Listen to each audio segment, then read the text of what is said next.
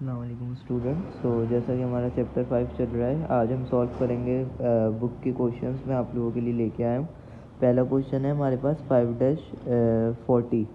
तो इसके अंदर देखें वो क्या बोल रहा है। The platform assembly has a weight of 250 pound and centre of gravity eight G1।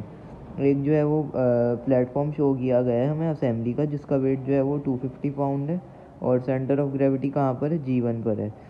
if it is intended to support a maximum load of 400 pound, अगर ये जो है वो 400 पाउंड का मैक्सिमम लोड सपोर्ट कर रहा है, its place at point G2, जो पॉइंट G2 के ऊपर है वो 400 पाउंड का वो लोड सपोर्ट कर रहा है। Determine the smallest counter overweight W that should be placed at B in order to prevent the platform from tipping over।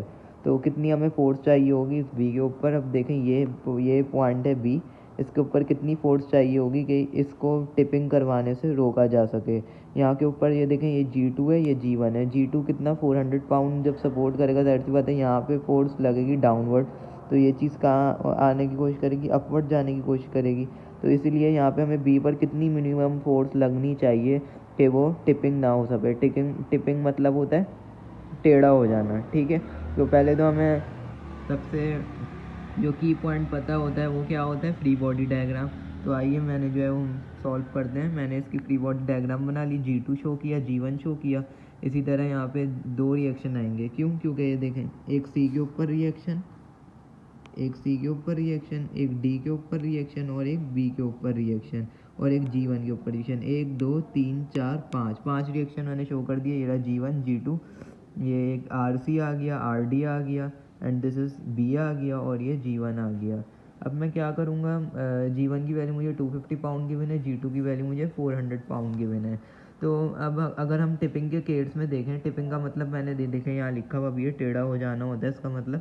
तो टिपिंग के केस में क्या होगा, अगर टिपिंग होती है तो ये सी सपोर्ट है ये जो सी सपोर्ट है ये क्या हो जाएगी, ये ज़ीरो हो जाएगी। कैसे ज़ीरो हो जाएगी सर, क्योंकि जब टिपिंग होगी तो यहाँ पे इसका मतलब है कि फोर्स यहाँ कुछ थी नहीं ना, जब तो यहाँ पे हमने फोर्स बंदे ने जो लगाई 400 पाउंड की वेट जो लगाया, उसकी वजह से टिपिंग हो गई और ये ऊपर निकल गया, यानी यहाँ पर कोई फोर्स थी ही नहीं। तो उस केस में क्या कर ले लेंगे हम, आर को ज़ीरो के इक्वल ले लेंगे। तो आर ज़ीरो के इक्वल आ गया, सही है। तो अब हम अगर मूवमेंट लें डी पॉइंट के ऊपर, वैसे तो आप किसी भी पॉइंट के ऊपर ले सकते हैं, क्योंकि हमें फाइंड बेसिकली जो करना है वो ये चीज़ करनी है जो ये है हमारे पास बी, यानी इधर इधर इधर कितना जो है वो फोर्स या वेट होना चाहिए, ये हमें फाइंड करना है।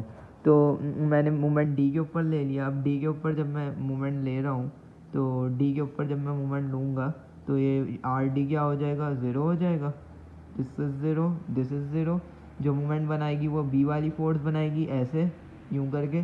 तो दिस इज़ कौन सी डायरेक्शन है, this is counter clockwise direction. So B into 6 and this G कितना मूवमेंट बना रहा है, ये देखें 1 है इसका परपेंडिकुलर डिस्टेंस। तो G1 इंटू 1। इसी तरह ये G2 कितना बनाएगा, ये भी हमारे पास इसका जो परपेंडिकुलर डिस्टेंस है वो कितना है, 2 फीट है, यानी ये वाला जो डिस्टेंस है वो हमें 2 फीट दिया हुआ है। तो आपको पता है कि टॉर्क का फार्मूला, मोमेंट का फार्मूला होता है फोर्स इंटू परपेंडिकुलर डिस्टेंस। तो इसका परपेंडिकुलर डिस्टेंस 2 होगा इस पॉइंट तक। तो G2 इंटू G2 हमारे पास 400 था, 2 आ गया। नेगेटिव क्यों आया, क्योंकि ये देखें ये क्लॉकवाइज बनाएगा, इसको यूँ घुमाना शुरू करें। मैंने आपको आसान टिप बताई है, एरो की टिप से पॉइंट तक हमने घुमाना है। तो ये देखें ये 400 इंटू 2 आ गया। इसी तरह जो है वो 250 वाली जो फोर्स है, ये वाली जो फोर्स है, ये हमारे पास कितनी बनाएगी, 1 बनाएगी। तो 250 इंटू 1 आ गया। और वेट जो था ये वाला, ये हमारे पास कितना बना रहा है, ये हमारे पास बना रहा है 6 और 1। तो वेट आ गया 7 एंड इसको जब आप सॉल्व करेंगे तो वेट भी आ गया 78.6 पाउंड। तो इतनी फोर्स, इतना वेट यहाँ रखोगे जब भी टिपिंग नहीं होगी। अगर इतना इस वेट से 78.5 भी कर दे तो टिपिंग हो जाएगी। टिपिंग के नतीजे में क्या होगा, आर सी ज़ीरो हो जाएगा। वो मैं आपको डिटेल में बता चुका हूँ क्यों ज़ीरो होगा, क्योंकि जब आप यहाँ पर वेट डालेंगे और टिपिंग हो रही है तो इसका मतलब सी पे तो कोई सपोर्ट ही नहीं है ना। सी की जो सपोर्ट थी वो ख़त्म हो गई। कि किस वजह से ख़त्म हो गई, क्योंकि यहाँ से जब फोर्स लगी तो ये जो चीज़ थी वो ऊपर अपवर्ड डायरेक्शन में चली गई। किस वजह से, जो ये वेट था हमारे पास, ये वेट डाउनवर्ड था तो वो अपवर्ड डायरेक्शन में चली गई। यही वजह है कि हमारे पास जो है वो टिपिंग होगी। तो जो सी वाला रिएक्शन है, यानी ये वाला जो रिएक्शन है, दिस इज़ माई RC, तो मैं इसको क्या ले लूँगा, ज़ीरो ले लूँगा। टिपिंग अगर होगी तो उस केस में हमने ज़ीरो लेके मोमेंट निकाल के और वेट निकाल लिया। So that's all for this video. यही था हमारा क्वेश्चन जो 2D के अंदर अभी हम जो है वो रिएक्शंस निकालना सीख रहे हैं। इससे पहले मैंने जो है वीडियोस डाली थी, इसके अंदर मैं बहुत जो है वो फ्लो में चलूँ, क्योंकि जो है वो मैं पहले डिटेल वीडियो 26 मिनट की डाल चुका हूँ। अगर किसी ने वो नहीं देखी तो पहले वो देखे, फिर वो यहाँ पर आए इस सवाल को करने के लिए, क्योंकि उसमें मैंने सारे रिएक्शंस बताए डिटेल के साथ कि को कहाँ पे क्या आता है और किस वजह से आता है।